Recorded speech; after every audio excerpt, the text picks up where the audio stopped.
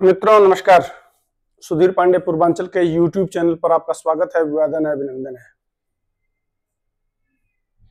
मुद्दा बिहार का है, लेकिन इसके साथ साथ आप लोगों से निवेदन है कि वीडियो को लाइक कर दिया करिए प्लीज। 2-3 दिन बाद आपको ग्राउंड रिपोर्ट मिलेगा, कुछ तमाम अच्छे वीडियो मिलेंगे, इसलिए अपने मित्रों को, अपने सहयोगियों को चैनल पे बनाए रखिए। बहुत दिनों के बाद आ रहा हूं, इसलिए उसके लिए भी क्षमा है। आइए इस मुद्दे पे आते हैं। मुद्दा यह है कि गोपालगंज के भोरे, कटिया भोरे में धीरेन्द्र कृष्ण शास्त्री बागेश्वर बाबा पधारे हुए हैं। जिस तरह से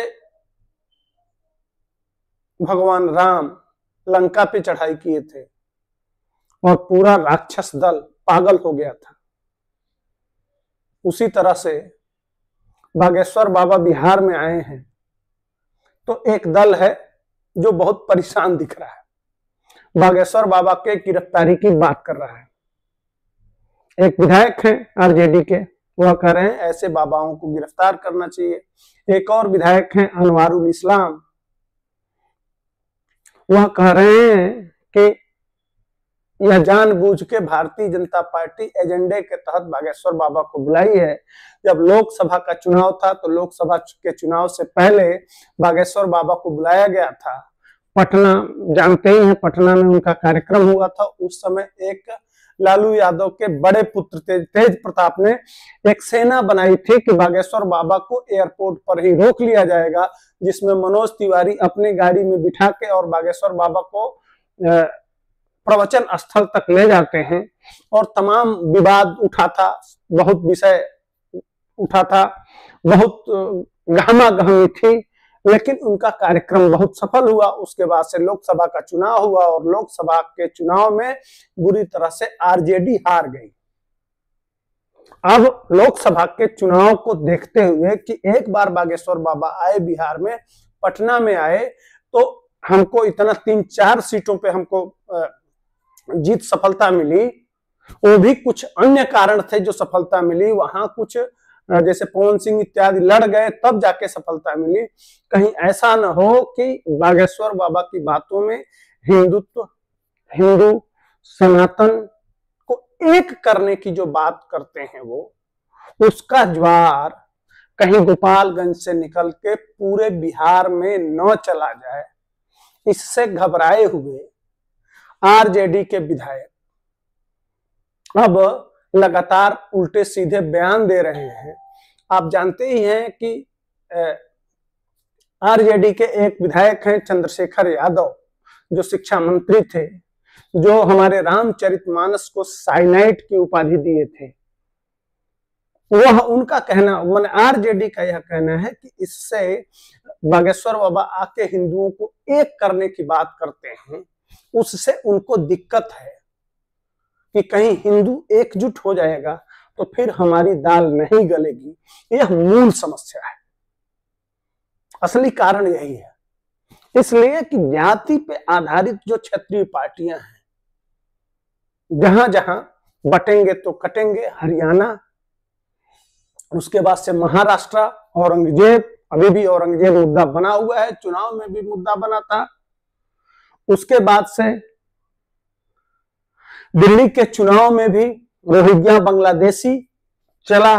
लगातार चुनाव भारतीय जनता पार्टी सफलता प्राप्त कर रही है, लेकिन यह कह रहे हैं कि यह नफरत फैलाने आए हैं, जबकि बागेश्वर बाबा का कहना है कि मैं तो राम कथा करने आया हूं, मैं किसी पार्टी का प्रत्याशी नहीं हूं, मैं तो हनुमान जी की बात यहां रखने आया हूं और हिंदुओं को एक रखने आया हूं। अगर तुम मुझे रोकोगे तो हम रुकेंगे नहीं, बल्कि बिहार में ही अपना घर बना लेंगे, यहीं अपना आश्रम बना लेंगे। तुम मुझे जितना रोकोगे उतना ही हम और मजबूत होंगे, लेकिन हिंदुओं को एक करके छोड़ेंगे।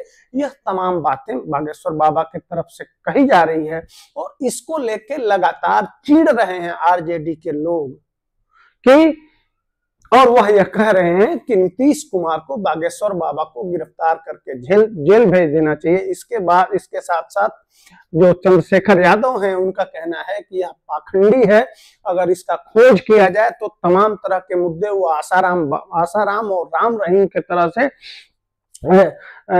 ये है। अब चूंकि जो आसाराम और राम रहीम की गिरफ्तारी हुई थी उस समय कांग्रेस की सरकारें थी, उसी समय जानबूझ के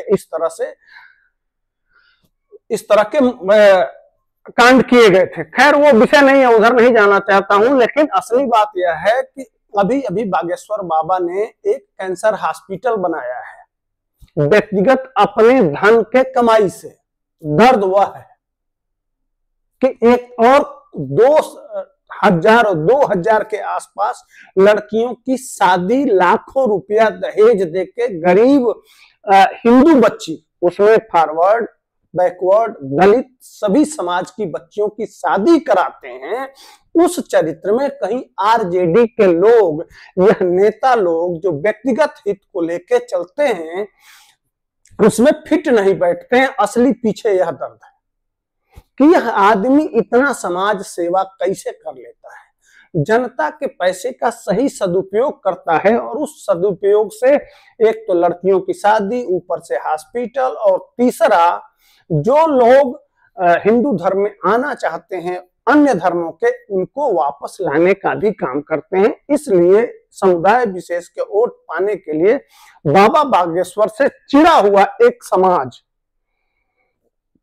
नफरत करता है, उस वोट को एक जगह इकट्ठा करने के लिए यह सारा प्रपंच और सारा योजना और सारी व्यवस्था की जा रही है। इसके पीछे का असली कारण है, जब आप खंगालेंगे बागेश्वर बाबा का, तो तेजस्वी यादव का परिवार तमाम तरह के घोटाले में लिप्त है, लेकिन सार्वजनिक काम अगर पूछिए कि 100 लड़कियों का भी शादी लालू परिवार किया हो तो नहीं कह सकता। लेकिन तेजस्वी यादव के 500 करोड़ के घर हैं दिल्ली में, उनके बेटियों के नाम से तमाम फार्म हाउस हैं दिल्ली और मुंबई और देश के कोने कोने में।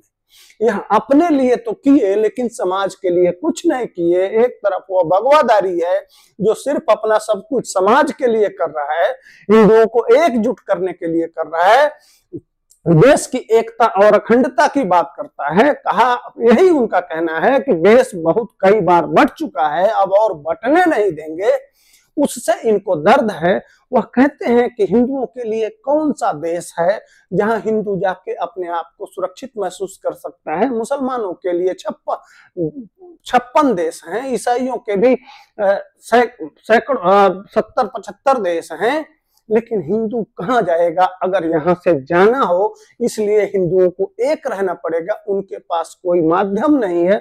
इसलिए जब तक हिंदू एक नहीं होगा तब तक हम इस जन जागरण को करते रहेंगे। यही जो असली दर्द है आरजेडी का, वह लगातार वीरेंद्र कृष्ण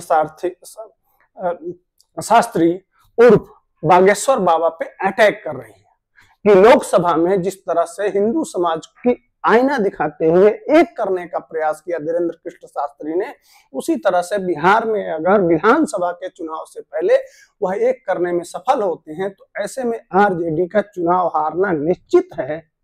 यह एक ऐसा मुद्दा है, इसको लेके घबराई हुई आरजेडी लगातार वीरेंद्र कृष्ण शास्त्री पर अटैक कर रही है, और 5 दिन का ही कार्यक्रम है। चुप भी रह सकती थी कि बाबा हैं, अपना बोलेंगे, अपना धर्म का प्रचार करेंगे, उनका काम है, वो करके चले जाएंगे, हमको क्या करना है उससे। लेकिन नहीं, उनको जेल भेजने से लेके और तमाम तरह के मुद्दे उठाए जाएंगे। और उधर शास्त्री जी बागेश्वर बाबा कमजोर हैं नहीं, प्रबुद्ध वक्ता हैं, हर बातों को अच्छी तरह से जवाब देते हैं, जनता उनसे प्रभावित होती है और जनता टूट रही है। भीड़ को देखते हुए घबराई हुई आरजेडी तरह तरह के अपशब्दों से नवाज रही है। आगे जो प्रगति होगा वह मैं आपके सामने लाऊंगा। तब तक के लिए हमको दीजिए इजाजत, फिर मिलेंगे नए मुद्दे के साथ। जय हिंद, वंदे मातरम।